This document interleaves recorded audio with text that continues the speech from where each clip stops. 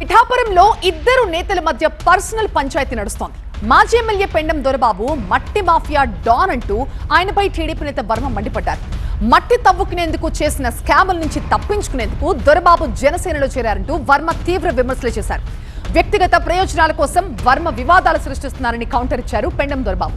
తాను ఎలాంటి అవినీతికి పాల్పడలేదని నిరూపిస్తే ఇప్పుడే రాజకీయాల నుంచి తప్పుకుంటారంటూ ఛాలెంజ్ చేశారు. ఇద్దరి మధ్య డైలాగ్ వార్ని చూద్దాం. మట్టి mafia don Pendem Dorababu party ఆ టీం అందరూ కూడా పవన్ కళ్యాణ్కి ఎగైనెస్ట్ గా డబ్బులు పంచిపెట్టిన వాళ్ళు, మందు దాచిన వాళ్ళు, వాళ్ళందరూ దొరికే రికార్డులు ఉన్నాయి, చూపిస్తాం. అంటే 5 సంవత్సరాలు వైసీపీ పార్టీతో మేము పడ్డాం. 5 ఏళ్ళు మట్టి చెరువులు తవ్వి మొత్తం పిఠాపురాన్ని సర్వనాశనం చేసి ఈ దొరబాబు మళ్ళీ ఇప్పుడు ఆ మట్టి చెరువుల వ్యాపారానికి వాళ్ళు మందిగాదులు ఉన్నారు. వాళ్ళ పేర్లు ఏదో ఉన్నాడు, ఎవడో ఎంపీ పేరు ఉంటాడు, పిఏ ఒక చక్రి. ఈ మట్టి డాన్లు అందరూ కూడా పార్టీలోకి వచ్చారు. సరే వచ్చారు, వాళ్ళ పని వాళ్ళు చేసుకోవాలి. వాళ్ళు ఎవరండి అదోలో మాట్లాడడానికి మా మీద ఒళ్ళు మండుకుపోతుంది. ఈవేళ పార్టీలోకి వచ్చేసి దొరబాబు తెలుగుదేశం పార్టీని తొక్కేస్తా ఉంటే ఇక్కడ ఏమైనా గాజులు ధరించుకున్నారా? చంద్రబాబు నాయుడు ఫోటో పీకేయడం, మమ్మల్ని దూసేయడం, స్టేజ్ మీద చైర్లు లేకుండా చిన్న కార్యకర్తలందరూ కూర్చోబెట్టి మమ్మల్ని నిలబెట్టడం, ఇది ఎక్కడ అవమానం అండి?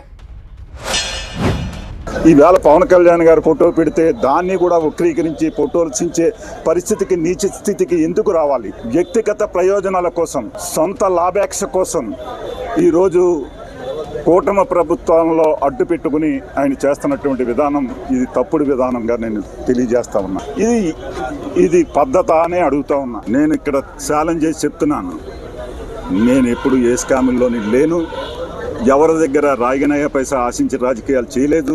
నా సొంత ఆస్తులు అమ్ముకుని రాజకీయాలు చేశాను తప్పించి ఎవరి ద్వారా కూడా ఈ నియోజకవర్గంలో ఏ రకంగా చేశారో త్వరలో మీకు ప్రెస్ మీట్ పెట్టి చెప్తాను.